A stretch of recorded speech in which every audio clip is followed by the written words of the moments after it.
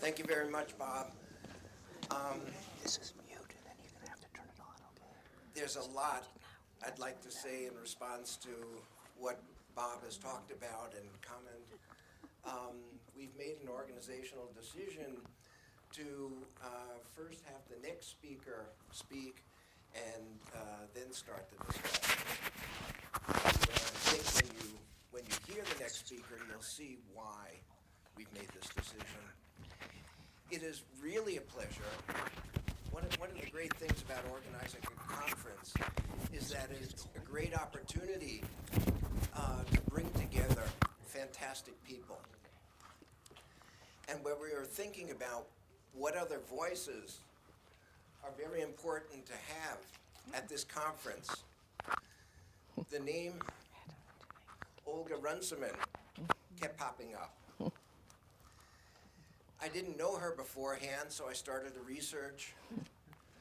And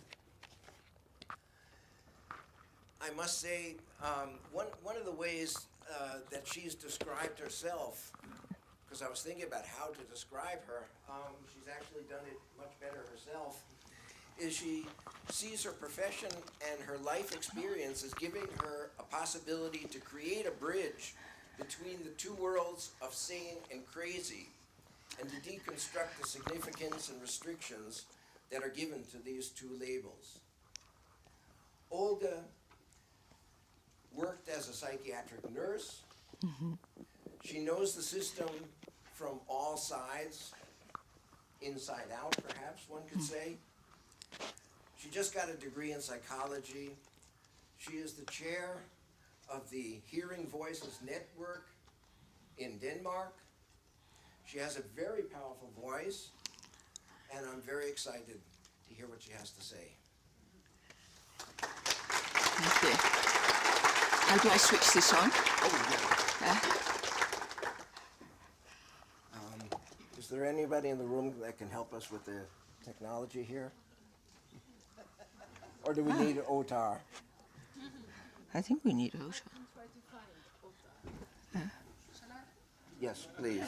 Okay. Doesn't switch on by itself. Yeah, Oh no. Oh, okay. We need a password. Okay, so.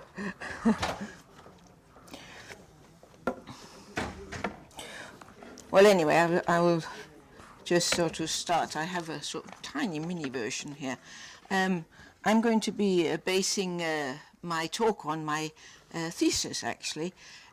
So one of the things is I was investigating the effects of or the subjectivity of taking psychiatric medication. So I actually chose to interview 7 people who were all labeled schizophrenic, who'd all been in the psychiatric system for many years, and who'd, okay, I'll get my slide here going. Right.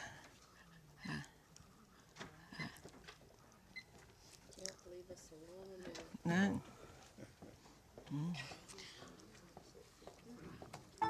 Oh, there's something. There we go. Okay, and I just click a button here. Oh, okay. Well, actually, as you can see, I changed the name slightly because I actually do think that the Hearing Voices movement is a post-psychiatric challenge to psychiatry. So that was one of the reasons. I think I'll move over here where I don't have to turn around. So, well, I got a very fine introduction, but I'm actually quite proud to be the first officially mad psychologist in Denmark. I think that's quite so. And I'm joining others, also Arnhild Lauving, which is, she's from Norway. So I know both sides of psychiatry, and that has certainly been the most learning experience of everything. I spent 10 years as a chronic schizophrenic, completely given up upon, on the highest pension because there was no residual work possibilities left in me. That's why I had to become a psychologist after that experience. So, yes, I'm a blogger, and also started the network Death in Psychiatry, actually, because there was people do die in psychiatry, and it's for the families and friends. I heard the sad story of one someone who's lost someone yesterday.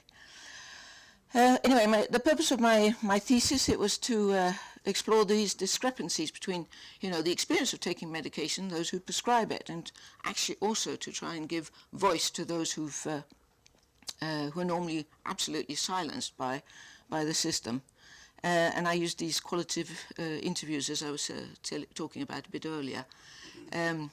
So these are people who are all been on pensions, and everything. And there were 3 who are satisfied, were taking medication, 2 who were still taking medication but were no longer happy with it, and 2 who had stopped medication and were no longer part of psychiatry. And this was to try and give a sort of a progressive viewpoint and experience. I found many things, but these were some of the things that the narratives, the stories that these 7 people were told. They do challenge the psychiatric belief system, and especially in relation to medication. I also studied the research literature. I'll come into that in a while, looking at is there any evidence for that there's an interest in the subjectivity of the people who take the drugs. And I can say that there isn't. And that also, what's interesting, I did a counter story or counter history of psychiatric drugs, of medication, and interestingly, psychiatrists viewed the effects of medication when it first came out in the way that people who take medication today view it. That story has completely changed, and again, you can read Whitaker's book on that. So, what can a schizophrenic accept? When I say schizophrenic, please remember it's always in this. Very high risk of being a chronic patient. A life expectancy that is on average 22 years shorter in Denmark and 25 years shorter in other countries. In Denmark, it's a high youth rate, high mortality rate, and also life as a marginalized citizen. The high youth mortality rate is one of our professors that did a piece of research in Denmark, and she looked that for every 1 person, woman who died in the normal population between 18 and 30, 14.4 were dying in the psychiatric homes and 13.9 in the hospital system. This is extraordinarily high numbers. Now, of course, it's for everything, but one of the conclusions was that suicide was not filling that much. So we're looking at quite serious problems, I would say. So, any wonder? Nobody, the word schizophrenic is feared. I'm very proud to be a voice hearer. I've created my own identity with that, along with a whole community, a worldwide community, and I think we're out there and we're changing the world. So that's kind of more cool than I'm a chronic schizo. Yeah. So yeah, I got Whitaker's book. Yeah, quite sweet, that one. I had a very unhappy egg. Actually, it's really rather sad because my 7 interviewees, of course, showed could fit in well with the statistics. 5 of them had been exposed to sexual trauma. 1 of them had been exposed to, not to sexual trauma, but severe emotional abuse, and 1 of them didn't disclose it, but when he started to talk about it, he dissociated and had to leave the interview. So there is obviously also trauma in his baggage. This is something that we kind of tend to ignore, place very much as secondary within psychiatry. Post-psychiatry, what's that? It's beyond psychiatry. It's a guy, he was a psychiatric survivor, Peter Campbell, who introduced the concept first, or the words, thinking, imagine if there was no psychiatry as we know it today. Wouldn't that be wonderful? This is what I tried to try a little vignette. So, post-psychiatry, the books have been written by Pat Bracken and Phil Thomas, and I'd say that this quote is probably about the closest you can get to an apology. When we name you a schizophrenic, we take away your speech and your ability to name yourself. We obliterate you. The moral position that we must adopt is one in which we bear witness and resistance.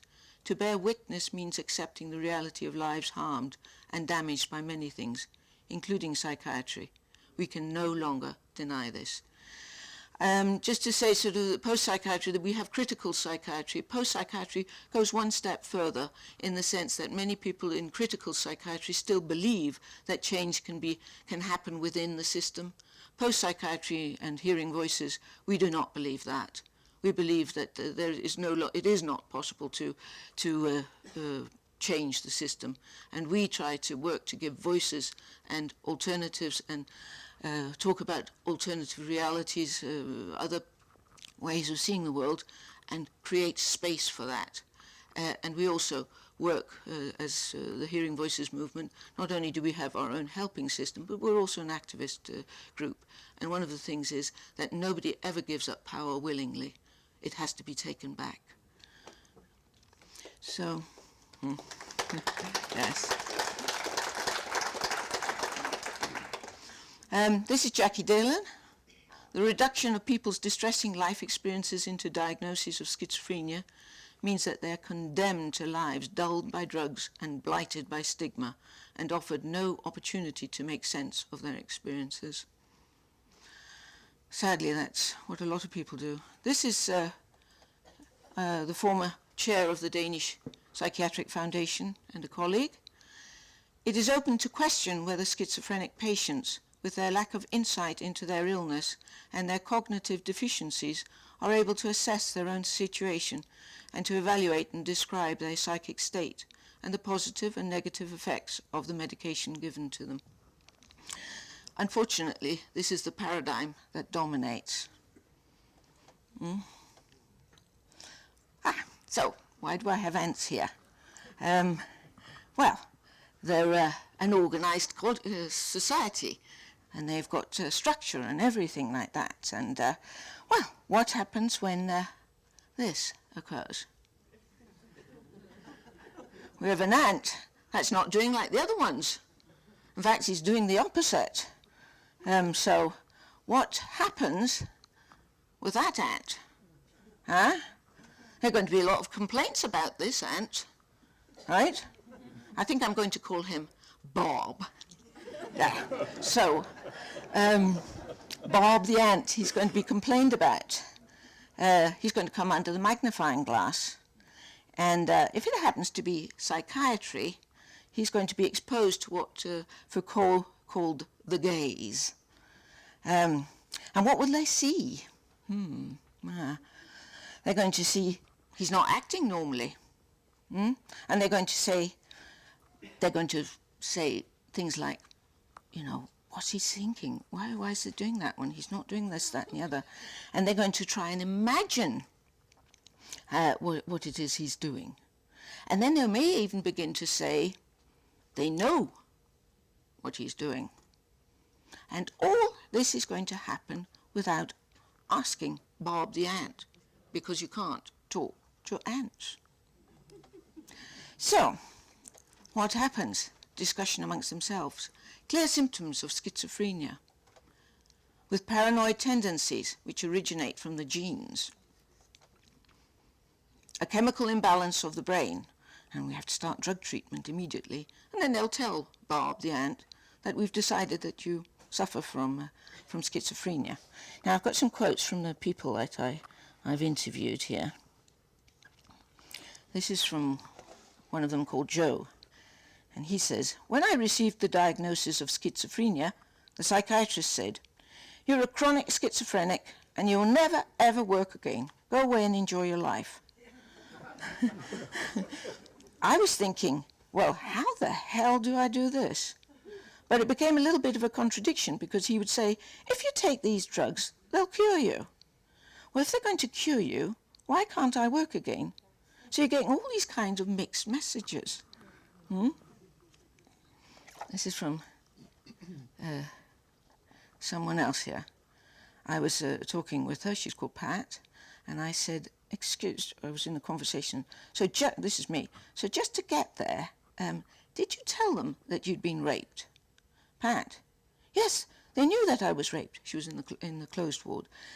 Yes, they knew that I was raped because it was all to go to trial as well, but it didn't go to trial because, and I asked, so what was it like to be diagnosed as a schizophrenic when you came with such an awful experience as being raped? And Pat says, it's like, what? I didn't even know what schizophrenia meant. Nobody told me. Nobody told me what it meant or what it was. They just said I had this mental disease. So, you've got various little things here. As Bob was in, not Bob the Ant, but Bob Whittaker was also talking, we cannot find physical evidence of this illness. These physical signs, they don't exist in psychiatry. And therefore, there's Bob. He's now become red due to his drugs. So he's got his strange beliefs and things. But I personally don't think it is an appropriate medical practice. And I, of course, have some quotes from some psychiatrists. These are usually taken from forums in our discussions. So this, I think I'll start with this one, the first one. This is trying to defend. Psychiatry is a medical speciality. We have not yet heard of any other medical speciality where the doctor's professionalism is undermined. Who, for example, would suggest that health specialists, other than doctors, should debate the medical treatment of diabetes or high blood pressure? This insistence that it's an illness. Yeah? It is important to point out that the clinical symptoms of people with psychoses are related to complex biological processes in the brain. Most patients who suffer from schizophrenia have disturbances in one of the brain's chemical systems, the so-called dopamine system, and all antipsychotics work by inhibiting this dopamine system. Well, that's quite true, but it's the narrative that's based on it. Here's another selection.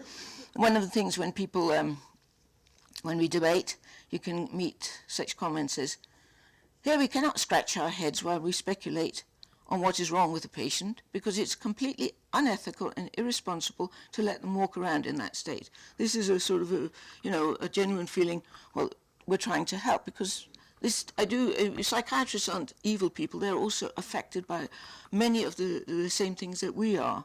So this is a belief system. This is one story. This is one truth. The trouble is there are many other truths. You can also be met in a derogatory light. We hereby call on little soul searching before such claims breathes life into the anti-psychiatric debate we hoped for was abandoned, or even potentially dangerous. This was one of the psychiatrists who was very angry with me and wrote, your links are controversial and your information harmful for the mentally ill if they were to believe in your references. The references was Bob Whittaker's Anatomy of an Epidemic. So, yeah. Fortunately, we're not alone. I mean, we are still, there are more and more professionals, more and more people questioning. We're up against a huge force, but, and I do believe we were discussing that yesterday, it is important to take a stand. So we have Bob the Ant again. What happens when they say no? Actually, people with schizophrenia have the highest non-compliance rates. And the typical explanation is the lax illness insight. And one of the, I'll take another quote. This is one of the people who was compliant with drug taking. It's actually the opposite of this, because this was one of the more difficult interviews for me, because I found very difficult because of the hopelessness he had. He was talking about, I was asking him about the drugs and, what's it like, what's his life like? And I said, so do you write as well? He says, no, I did when I was younger. I wrote things for the newspaper, but not anymore. And when I came here, I really stopped writing and reading. Oh, you stopped reading as well? I say. Yeah, because I lost the ability to read, because I can't concentrate on a book anymore. And I ask, is that the side effects or because... And Zach says, it's my illness. I can't drive a car anymore because I get a lot of anxiety and catastrophic thoughts. So I'm way too stressed to do that. I'm afraid to drive. I cannot see a movie because I can't concentrate for more than half an hour and things like that. My life has been, and I say, you attribute this to your illness, or it's my illness, he says. And he says, I have a lot of what we in Danish call sygdomsindsigt. Illness insight, I say. Insight, yeah. So I've been told, and so I participate in a lot of research. So, yeah. So there's different ways. This is people who have accept medication, and he was constantly suicidal. Forced treatment. In Denmark, we talk about trying to lower it. The latest results that have just come out show that it is highest ever in some areas. And I think it's important again to look at the Juan Mendez. Actually, there's come an even stronger statement, but it says to ban all forced and unconsensual medication. This is something all nations we're supposed to follow, but we don't. Again, it's too long to go into a discussion, but it's very sad.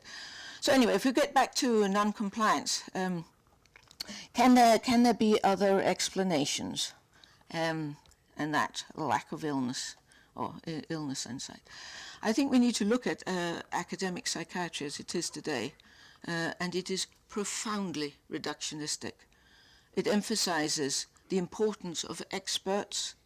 It emphasizes the technological framing of an illness paradigm, of things can be found in the biology, and it's a removal of the context. That I think so, really very very sad here. And I'd also say that psychiatry is a modern enterprise, and it's actually based on the Age of Enlightenment. Now, I'm not going to explain all that one because that would take such a long time. So I've decided to explain it with the use of an avocado and an onion. And psychiatry is the avocado, and post-psychiatry and the hearing voices were the onion. So anyway, you're supposed to imagine that this avocado is a whole person, right? And you're looking at it through psychiatry's eyes. And if this was Bob the ant, who's now become an avocado, but he is a voice hearer after all, so he's allowed to have different realities. What would happen then is that psychiatry takes out the PEP and is trying to understand, reduce, and trying to find the truth, the universal truth. Where is this schizophrenia? Where can I find this schizophrenia? And all the things that have context, meaning, life, the life story, understanding, the human being, which is what's surrounding this PEP, if you like, is removed. So we, of course, believe that we can't exist. There is no human psyche at all, or psychology, without context. It's not possible. In other words, there is no core, there is no universal truth, there is multiple truths, there's multiple realities, there's a multiplicity of ways of looking at the world. So, yes, there can be an explanation for another form of and if we only started to listen, then we might have another explanation for why there is non-compliance. I, of course, have some quotes from some of my people here. I'll start with this one. This is Joe, his opinion on what might help. And he says, I honestly believe that everyone who prescribes it should take it. And it's not just the taking that's important, it's the social environment that goes with it as well. And I asked, describe that. And he says, what they should do is they should make you take it for a minimum of 2 months, but put you on a terrible housing estate where you're victimized for how you walk and how you can't sort of get eye contact. You're shuffling around, and then they'll see, actually, this isn't schizophrenia. This is a consequence of what you put in my body, and I think that's what they need. Then they would live the experience and get some more understanding of how devastating it is for people to take the drugs. This is Pat. She's still on drugs, but is on her way out off the drugs, and she was describing a situation. She says, I'm just on Risperdal now, but they've given me breast milk, and the sulpiride stopped my period, and I said to my psychiatrist, "Can you take me off sulpiride?" Mac overheard me having a conversation with a friend about my period, and he said, "Pat, I'm not meaning to butt in, but I think your sulpiride is the same as Risperdal," he said. "Stop taking them if you can, because that's stopping your period." So when I went to the psychiatrist, he said to me, "Well, what would you rather be, well in the head or have a period?" I said, "Well, I like to have both." And I said, "Well, you being a man, I can't really talk to about periods with you." So I said, "How would you like it if you, for example, couldn't get it up?" And he went, "Ooh, why are you being so personal? There's no need."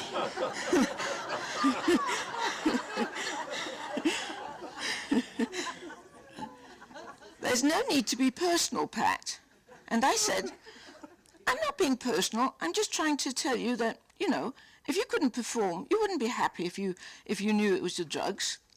And he said to me, "Oh, well, we all have to make sacrifices." And I thought, no. So, yeah, she's fabulous.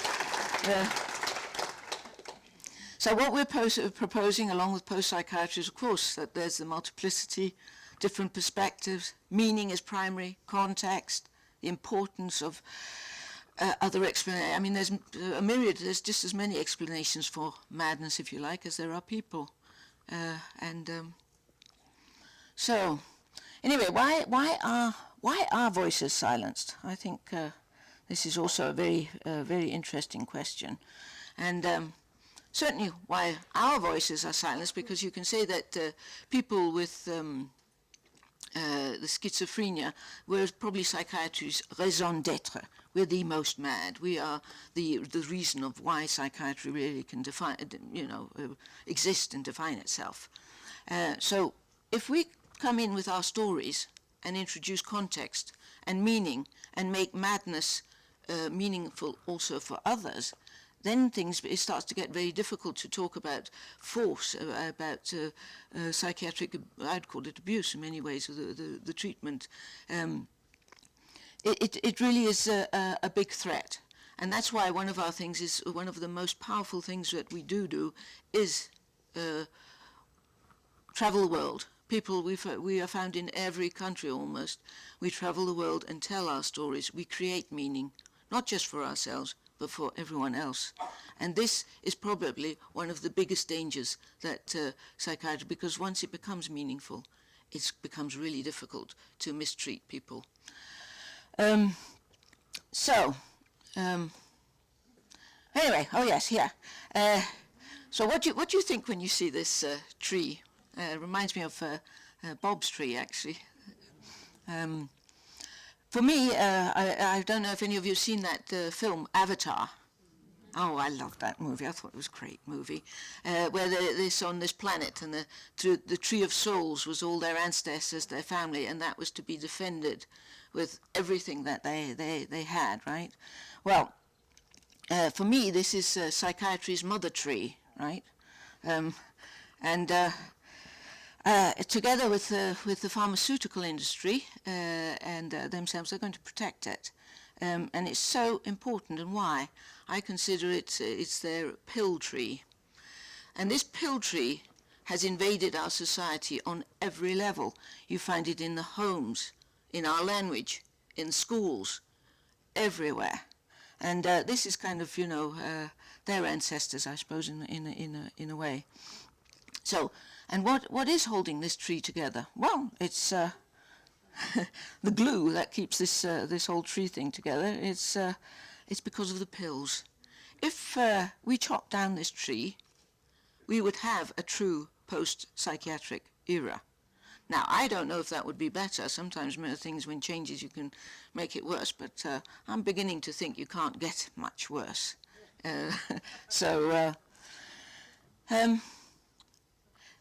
This is part of my research. I was inspired by John Reed and Jim Geeky. They looked at the subjectivity of getting the label schizophrenia.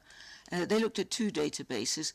I looked at 5 databases, and I was looking for the subjectivity of taking medication. Is that to be found in the research literature? And out of thousands and thousands of articles, I found only 14. And I might have missed a couple, I'm probably, but I think we can conclude that the subjectivity of taking psychiatric drugs is of no interest in the psychiatric literature. And again, one of the reasons is that if we began to listen to the people, we'd have it would start to become more difficult. Fortunately, we have the internet on our side. What could be said that is so dangerous? Well, that is that the medication doesn't work, and that the way that psychiatry views medication as helpful is not helpful, and it's certainly not the viewpoint of most patients. And I'm talking. It's very interesting. I mean, I don't. Well, I'm going to put my thesis on the Mad in America blog, so you can read it.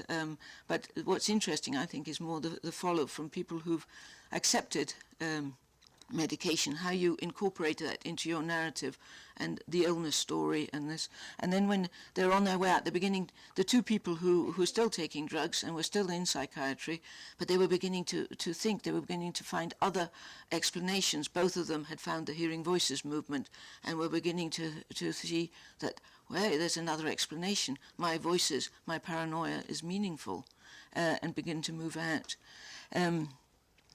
from there. And I just want to try and have one voice, or if you like, one story,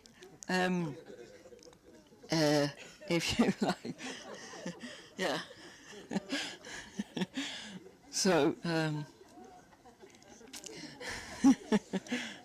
yeah.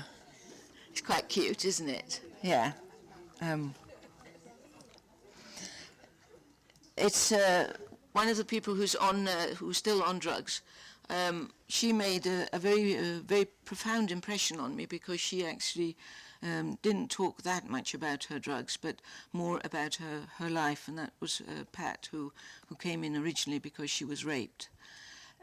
She'd never heard of schizophrenia or anything, so she came into the hospital. She tried to commit suicide, so that's why she was in the closed ward.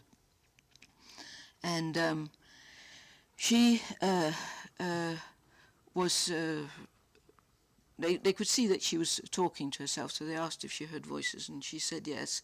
And the whole thing changed for her. It was actually due to go to court that she had been raped and so on and so forth, but the focus became on that she was ill and she suffered from an illness called schizophrenia, which she had no idea what was because nobody was explaining it to her. And they said that she needed to have this treatment, which was drugs, and they started to force medicate her.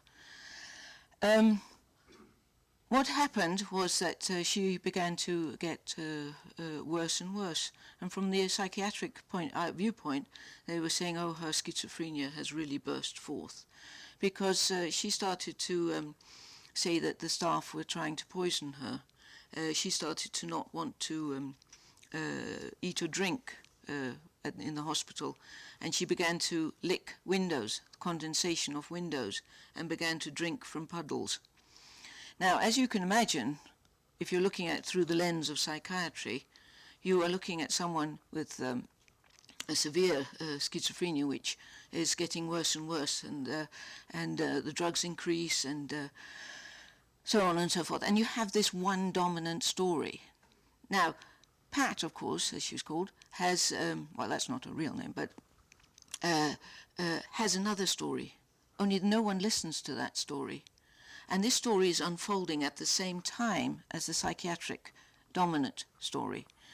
So, in her case, she ended up being what we call the revolving door patient. In and out, chronic, this, that, and the other. And then she discovered the hearing voices and is on the way out. It was her who had that conversation with the psychiatrist. And when she gets to tell her story, she has one of the most horrific stories I've heard in a very long time. She was herself born of a rape. I have asked these people, and I use their names anonymously, but it's okay that I refer to their stories. She was a product of a rape herself, and her mother hated her passionately.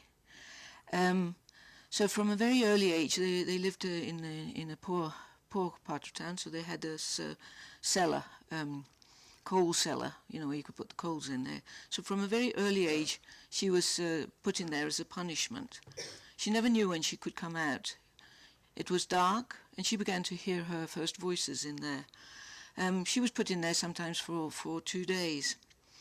When her mother discovered that she tried to smuggle food in under her clothes, her mother started to send her in naked, so she tried to hide food inside various parts of herself. She tried to hide the food under the coal. She was a child, and the moon would shine on it, and she'd think that the food was there, but when the moon moved, it had, of course, moved the food there. So she would spend her time there. How did she survive? One of the things without water, she licked the windows, the condensation of the windows. So already there is another story unfolding there. When she was about 7, they moved, and they moved into a house where there was no coal cellar. So the mother found other ways of torturing her daughter. And one of the things she would do is that she had to have bath nights, at least 3 times a week, and the mother would try to drown her. And so when she became, completely relaxed, she was allowed up. They also got a toilet for the first time, I think. So her mother would also use it and stick her daughter's head in there. She was extremely abused as a child, and her mother would always be telling her, "I'm doing this to help you. I'm doing this, because she was carrying her own distress from her life." Not that that is an excuse.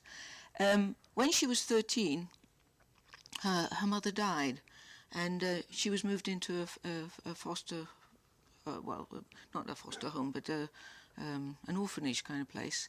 And from then on, she was exposed to sexual abuse, and she had to do things with other kids. She refers to the man as an alien. Even today, she cannot say his name. So what is happening? You have a story, a life story there, and a ways of surviving. She has had to learn to survive, right? So she's tried her best, and now she's suddenly been assaulted herself, raped herself, and tries to commit suicide and is now put in this hospital. And what's the hospital saying? We're doing this for your own good. We're doing this to help you. I think what's really important about these stories, this is just tiny little vignettes of the stories, is that there is other realities.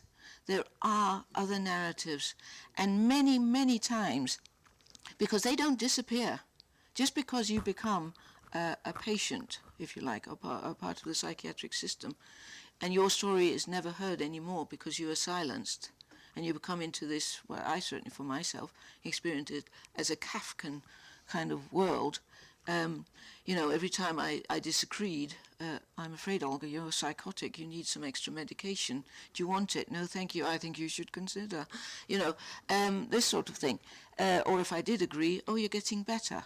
This extraordinary sort of subjectivity that occurs of a very powerful system that can do pretty much what it likes.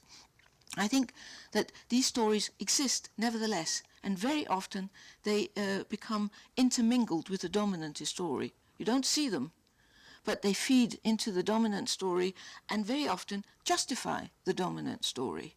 And if we're not prepared to take these questions up and look at it, then we have what I would call this psychiatric abuse that we see constantly unfolding, and especially for people with voices, especially for those who are labelled schizophrenics. So, I don't know if I had any more quotes I was going to say. No, yes, wait a minute. Did I have the blue ones? I think I did the blue ones. Let me just see. Yes, I had all my quotes there. So, what I'm trying to say, at least what I try to say, I mean, so even in this I don't do justice to the 7 interviewees, but I think that they do introduce that there is a huge gap in the production of knowledge. And I think also we cannot continue to ignore the voices and therefore, you know, the rights of people who are in psychiatry. And that is why I personally do believe that we do need to take a stand. And as I said earlier, people in power do not give up power. And that's why I think that the hearing voices and the post-psychiatric thought belief system, belief, that sounds almost like a religion. I'm being just like perhaps an us and them, and in a way I probably am. But is that we do need to take this stand. And I'm very happy to be here today. 24 nations. That is an amazing thing. So I'll say thank you very much, and I'll say it in Danish. Tusind tak, for that's my where I live. Oh, det var dejligt, I kom. And Spanish, I can't do 24 languages, but Spanish. Muchísimos gracias. Fue un placer. Gracias.